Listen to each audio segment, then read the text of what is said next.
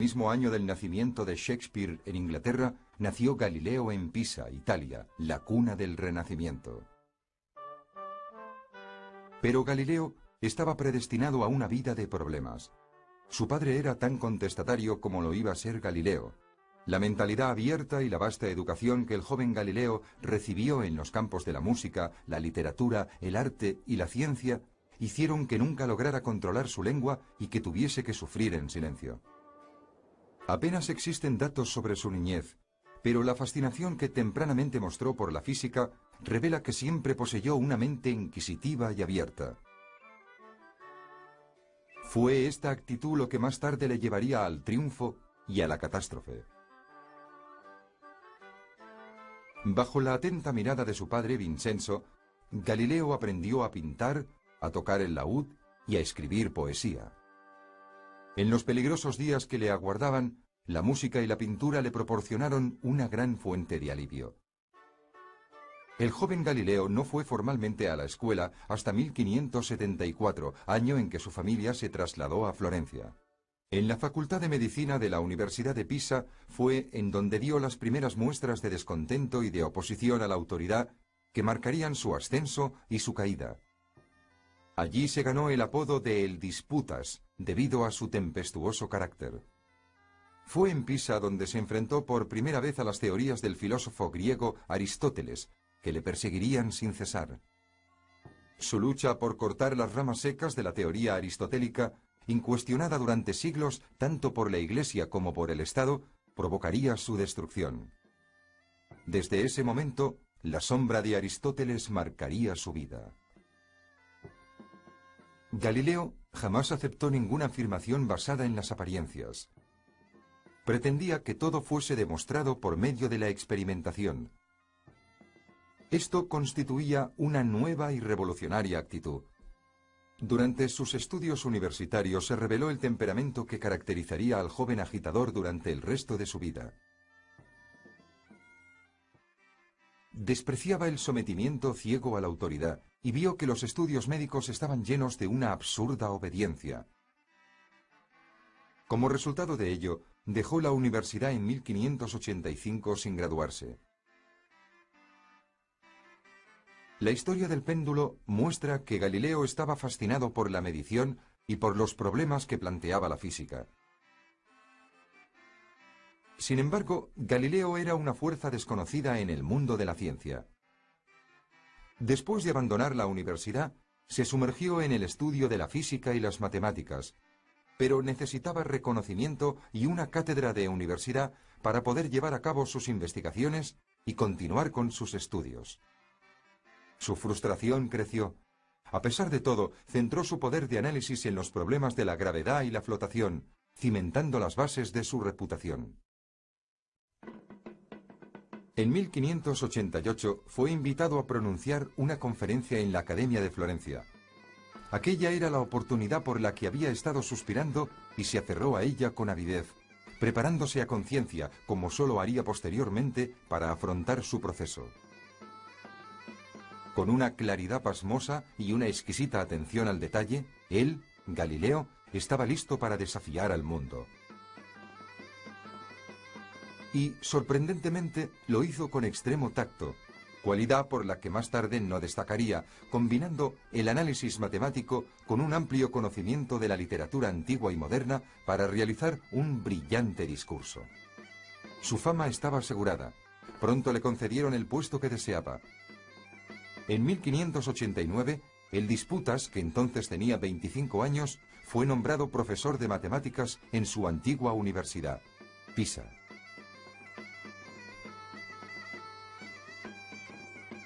Allí iba a hacer honor a su apodo. Desde su nuevo estatus, recién adquirido, arrasaría el pensamiento de miras estrechas y aplastaría el peso muerto de la autoridad ignorante. Su ataque comenzó de inmediato. La aproximación a la ciencia de Galileo era innovadora y revolucionaria. En una época de supersticiones, estaba decidido a hacer tabla rasa, empleando las matemáticas para resolver los problemas de la física, y el análisis geométrico y numérico para explicar el funcionamiento del mundo, puso los cimientos de la investigación moderna. Sin embargo, en esta aproximación estaba la semilla de su ruina, ya que en su tratado, De Motu, en movimiento, escrito en esta época, se mostraba abierto a la idea de que la Tierra rota sobre su propio eje. De ahí a aceptar y defender la teoría formulada por primera vez por el astrónomo polaco Nicolás Copérnico, fallecido unos 45 años antes, solo había un paso. Copérnico había afirmado que la Tierra se movía a lo largo de una órbita alrededor del Sol y que no era el centro del universo. Es la doctrina heliocéntrica. La teoría de Aristóteles, que sostenía exactamente lo contrario, estaba en la línea de las enseñanzas de la Iglesia. Desafiarla significaba enfrentarse a la acusación de herejía y arriesgarse a la horrible muerte que dicha falta traía consigo. Era el desafío a esta teoría lo que hizo derrumbarse el edificio que Galileo había construido. La ciudad de Padua parecía ofrecer a Galileo todo lo que podía desear. Famosa por su libertad e independencia de pensamiento, daba la impresión de ser el lugar ideal para un nuevo comienzo y para la continuación de su trabajo. Su éxito material y su reputación profesional crecieron al mismo tiempo. Allí, Galileo inició un periodo de intenso y fructífero trabajo, estudiando, enseñando en privado e investigando. Todavía le quedaron energías para crear un taller donde producir instrumentos científicos y además proyectar y construir personalmente aparatos para sus investigaciones. A pesar de su actividad febril, o tal vez a causa de ella, Galileo tomó una esposa, la encantadora Marina Gamba, con quien vivió 10 años y tuvo 3 hijos, 2 niñas y un niño. La niña más pequeña, Virginia, era dulce y sensible, y durante su vida, transcurrida en un convento como la hermana María Celeste, mantuvo una larga correspondencia con su padre. Galileo daba gran importancia a esta relación, ya que le aportó sosiego en algunos de los periodos más solitarios y desagradables de su vida. Cuando Galileo abandonó Padua, también se separó de Marina, aunque de un modo amistoso. Pero Galileo no era persona inclinada a seguir el camino más fácil. Si no había ninguna razón para trabajar incansablemente, encontraba una. Entonces quiso regresar a Florencia. Además, estaba cansado de la rutina de la docencia. En 1609 llegó a Italia un objeto que iba a cambiar la vida de Galileo drástica y completamente. Un objeto que atrajo hacia él la ira de la Inquisición y casi le costó la vida. El anteojo.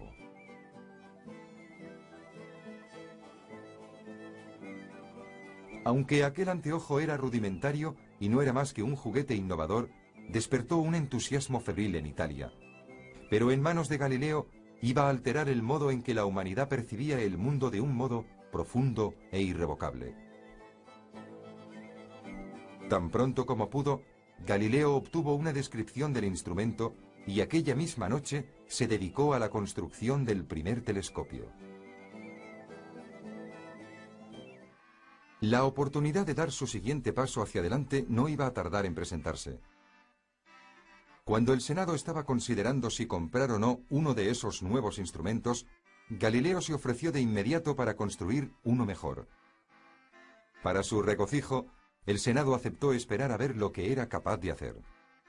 Galileo se puso a trabajar de inmediato, utilizando las mejores lentes venecianas, probando y rechazando modelos una y otra vez, luchando con los problemas de distorsión y aumento, hasta que a finales de agosto consiguió terminar un telescopio que sin duda iba a ensalzar su reputación, pues aumentaba en 9 veces la visión de cualquier objeto. Cuando lo presentó ante el Senado, el éxito fue instantáneo. Eso le reportó la cátedra vitalicia de matemáticas en la Universidad de Padua, además de un salario de 1000 florines anuales. Eso era solo el principio. Galileo transformó completamente su taller para orientarlo a la producción de telescopios, en un intento de conseguir una magnificación de las imágenes aún mayor. Pasó poco tiempo antes de que lo lograra y consiguió construir un telescopio de 30 aumentos. Fue este telescopio el que dirigió emocionado hacia los astros. Lo que vio Galileo a través de su telescopio le dejó anonadado. Los cielos abrieron las puertas de sus secretos y maravillas. Con cada nuevo descubrimiento, las pruebas de que la Tierra se movía eran cada vez más evidentes. Pero las propias vistas eran impresionantes para un observador del siglo XVII. En su pequeño libro Sidereus Nuncius, el mensajero de las estrellas, Galileo escribió: «Es una visión de lo más hermosa y agradable contemplar el cuerpo de la luna unas 30 veces más grande. Uno puede saber, con la certeza que nos proporcionan nuestros sentidos, que la luna, ciertamente, no posee una superficie lisa y pulida. Al contrario, es rugosa y desigual, como la propia superficie de la Tierra. Está llena de grandes protuberancias, abismos profundos, suaves colinas y profundos valles».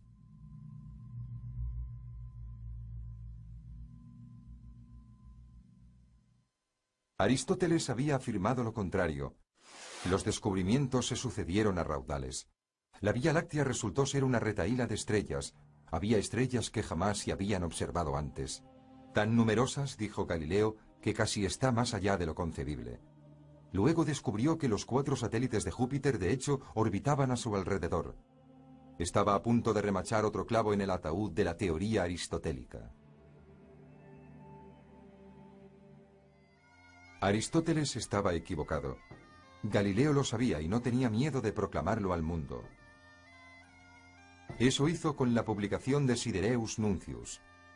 El libro se convirtió en un bestseller y en pocos meses se publicó una segunda edición. Galileo se hizo famoso de la noche a la mañana, su sueño se había convertido en realidad. Pero a pesar de su éxito, Galileo no se sentía más satisfecho que siendo un matemático desconocido. No lo estaba ni con el enorme aumento de su salario, ni con el título de filósofo y matemático del Gran Duque, ni con toda Europa hablando de él. Dimitió de su cargo en la Universidad de Padua y regresó a Florencia. Casi inmediatamente, sus estudios del cielo nocturno le llevaron al descubrimiento de que Venus debía orbitar alrededor del Sol y no de la Tierra, lo que confirmaba la teoría de Copérnico de una Tierra en movimiento. A medida que Galileo ganaba en confianza y seguridad, también aumentaba la indignación y la determinación de sus enemigos para aplastar al presuntuoso astrónomo. Ajeno al hecho de que una feroz tormenta estaba a punto de desencadenarse sobre él, Galileo fue a Roma para convencer a la orden religiosa de los jesuitas de la verdad de sus observaciones. En eso tuvo un éxito completo. Fue bien recibido por el Papa y le ensalzaron allí donde fue. Rebautizó su nuevo instrumento con el nombre de telescopio y regresó a Florencia alentado por su buena fortuna. En Florencia, sus detractores se habían unido alrededor de un arrogante académico llamado Ludovico delle Colombe y habían elaborado un plan muy sencillo: dejar que las teorías iconoclastas de Galileo se convirtiesen en su propia trampa y le desacreditasen. Poco a poco, empujaron a Galileo hacia su destino. Se produjeron violentas discusiones acerca de si la forma era el factor decisivo en mantener un objeto flotando, y Galileo cayó víctima de su feroz carácter y de su incapacidad para tratar con ignorantes. Galileo comenzó por poner en duda teorías claramente imprecisas, despotricando sobre los átomos de fuego que podían atravesar los cuerpos sólidos. Muchos esperaban que el espíritu mordaz de Galileo le conduciría al fracaso. Estaban equivocados y solo pudieron atraparle por medio de la corrupción y el soborno. El desenlace se produjo a raíz del descubrimiento por parte de un jesuita alemán, el padre Christoph Scheiner, de unas misteriosas manchas en el Sol, unos puntos negros sobre la superficie del Sol. Cuando Galileo afirmó, probablemente con razón, que él las había observado antes, se metió de lleno en una controversia tan intensa como el calor del propio Sol. Algunos, dijo, han intentado privarme de la gloria que me corresponde, pretendiendo no haber leído mis tratados y, consiguientemente, reivindicando ser los descubridores originales de tan impresionantes maravillas. Scheiner se enfureció ante tal acusación. Como era de esperar, Galileo se dispuso a luchar del único modo que sabía, disparando su furia ciega. Ludovico delle Colombe colocó la trampa y esperó a que Galileo mordiera el anzuelo. Lo consiguió con una pregunta. ¿Es contrario a las Escrituras afirmar que la Tierra se mueve? Galileo vio demasiado tarde cómo la flameante espada que defendía la autoridad de la Iglesia se volvía contra él. Durante un breve periodo, Galileo consiguió girar las tornas y, dominando su ira y con aguda inteligencia, quitó el viento de las velas de Colombe con una brillante carta en su defensa. La Biblia, afirmó, no debe ser utilizada como arma arrojadiza por una escuela filosófica contra otra.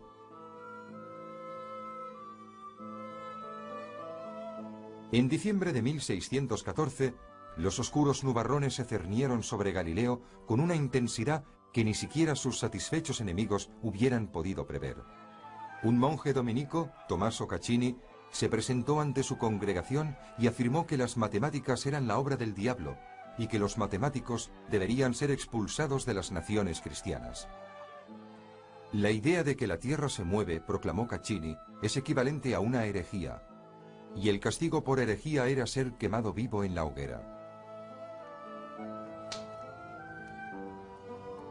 Sostener las ideas de Galileo ya no era seguro. Todo el mundo conocía la historia del monje dominico Giordano Bruno, que había insistido en apoyar la teoría copernicana de un sol estático. Giordano Bruno había sido denunciado a la Inquisición, probablemente torturado y quemado en la hoguera. Ese era el castigo por herejía. No formaba parte de la naturaleza de Galileo permanecer con los brazos cruzados y permitir que el progreso del mundo fuese detenido por la ira de un rencoroso cura. Sin embargo, la relación entre los dominicos y el Santo Oficio de la Inquisición era muy estrecha. ¿Cómo podía librarse de la espada que le estaba lamiendo el cuello y conservar al mismo tiempo su integridad científica? Comenzó a tener miedo. En 1615 se citó a Galileo para que se presentara ante el Papa en Roma. El libro de Copérnico, que exponía la teoría heliocéntrica, había sido momentáneamente suspendido para hacer ciertas correcciones. Un término ambiguo que significaba que los fragmentos considerados heréticos iban a eliminarse. Galileo sería conducido ante el Papa y advertido de que debía abandonar dicha teoría. Consciente de que si se negaba sería condenado por la Inquisición, Galileo se dispuso a celebrar el encuentro y aceptó la advertencia, y a partir de entonces controló su temperamento y esperó un momento más oportuno para exponer de nuevo sus creencias.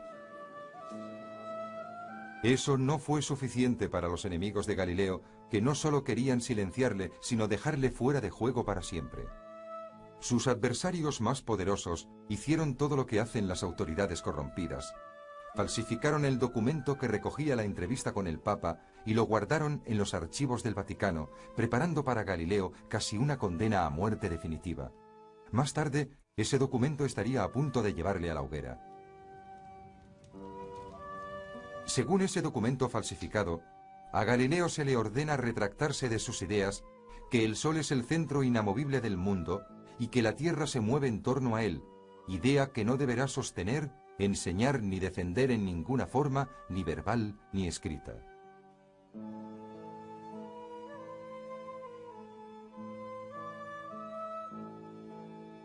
Sin embargo, en lo que respecta a Galileo, la copa envenenada había pasado y volvió de nuevo a sus experimentos científicos. Su interés en la óptica le llevó a la invención del microscopio, al tiempo que estaba concentrado en la medición de la aceleración de los objetos en caída. Pero la controversia continuó. Galileo era incapaz de mantener la boca cerrada cuando se le desafiaba, y sus escritos eran inimitables. Era un maestro de la prosa y de la sátira, claro y agudo como la hoja de una daga.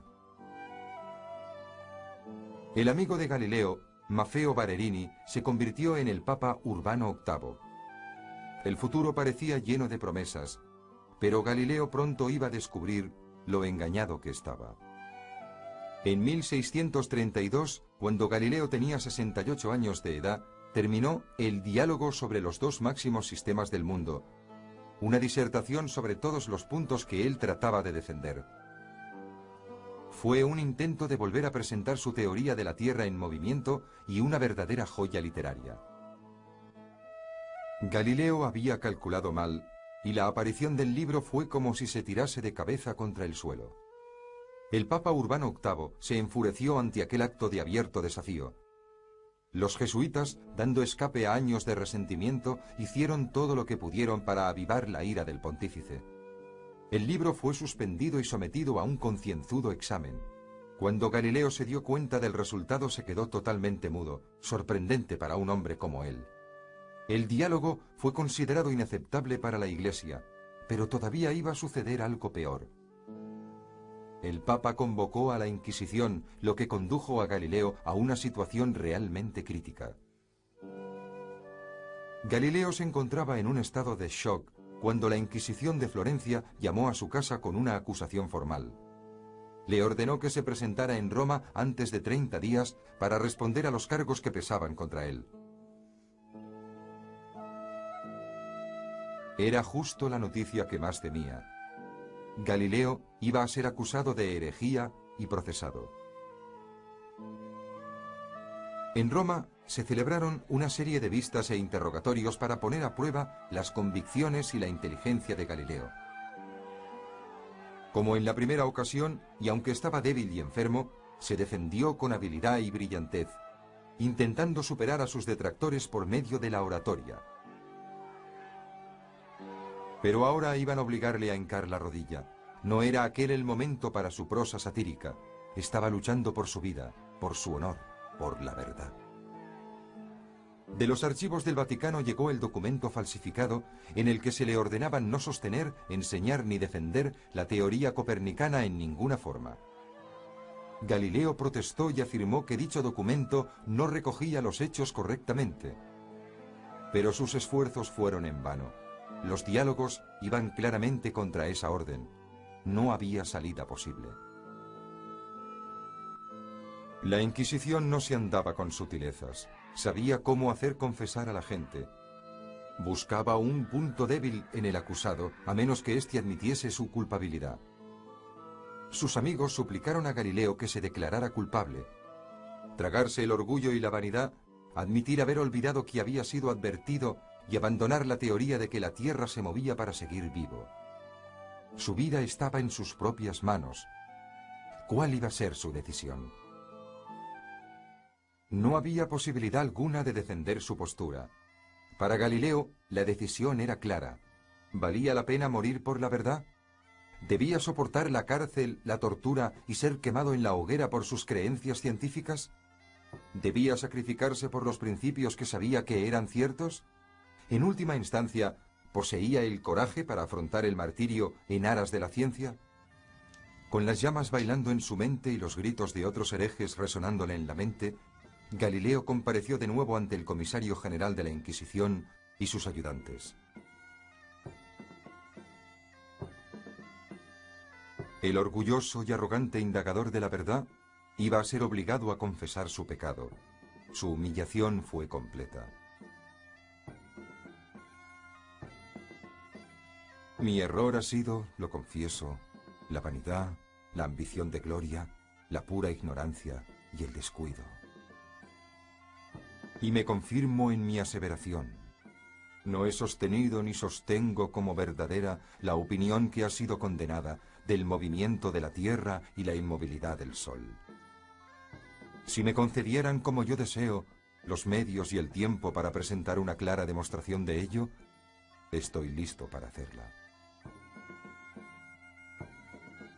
Habiendo confesado, Galileo esperaba una sentencia clemente, pero su antiguo amigo, el Papa, quería venganza. Su deseo era destruir a Galileo. La sentencia fue severa.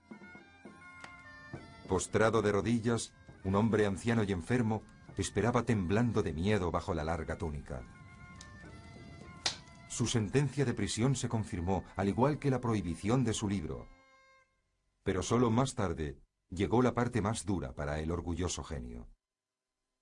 Yo, Galileo, hijo del finado Vincenzo Galilei, florentino, de 70 años de edad, he sido declarado por el Santo Oficio culpable de ser sospechoso de reiterada y vehemente herejía. Eso es como decir que he sostenido y creído que el Sol era el centro inamovible del universo, y que la Tierra no era el centro y se mueve.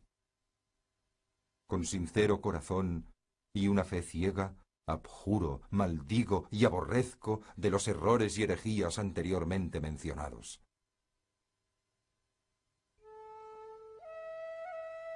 La ignorancia y el miedo, los peores enemigos de la verdad, habían vencido. El progreso científico en Italia se detuvo en seco. El consuelo de haberle sido concedido regresar a Florencia se vio empañado por otro golpe amargo. Su amada hija, la hermana María Celeste, cuya correspondencia asidua siempre le había reconfortado, murió en la primavera del año siguiente. Galileo estaba destrozado. Parecía que no deseaba otra cosa que reunirse con su hija fallecida. Pero el espíritu combativo de Galileo no podía ser completamente destruido. Poco tiempo después, un forastero escribió que Galileo y sus amigos, en particular un hombre llamado Piccolomini, estaban esparciendo papeles por el suelo con tanto entusiasmo que uno no podía más que mostrar admiración.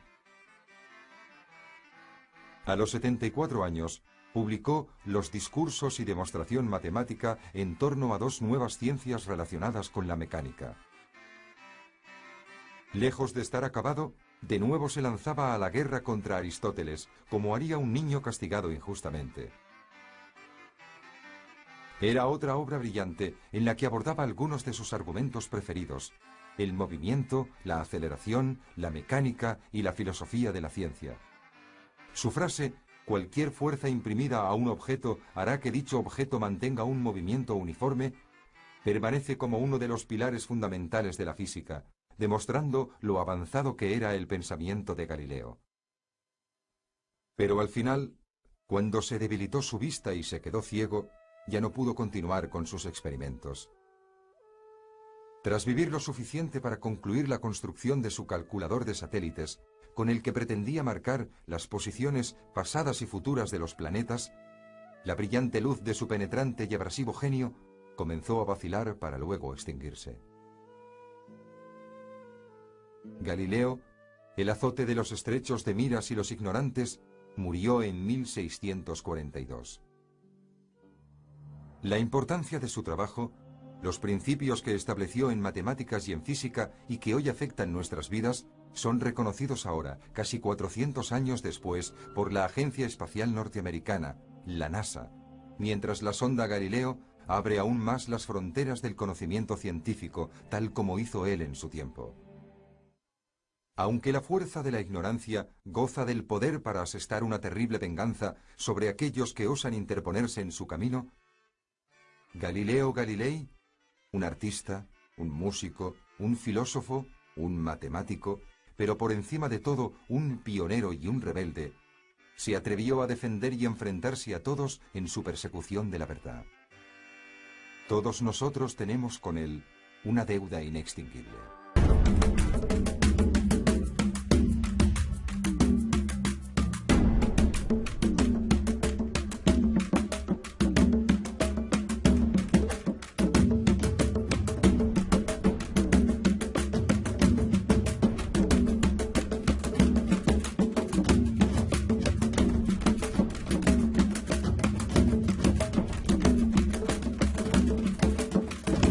Fue en Pisa donde se enfrentó por primera vez a las teorías del filósofo griego Aristóteles, que le perseguirían sin cesar. Su lucha por cortar las ramas secas de la teoría aristotélica, incuestionada durante siglos tanto por la Iglesia como por el Estado, provocaría su destrucción. Desde ese momento, la sombra de Aristóteles marcaría su vida. Galileo jamás aceptó ninguna afirmación basada en las apariencias. Pretendía que todo fuese demostrado por medio de la experimentación. Esto constituía una nueva y revolucionaria actitud. Durante sus estudios universitarios se reveló el temperamento que caracterizaría al joven Agifo y a la catástrofe.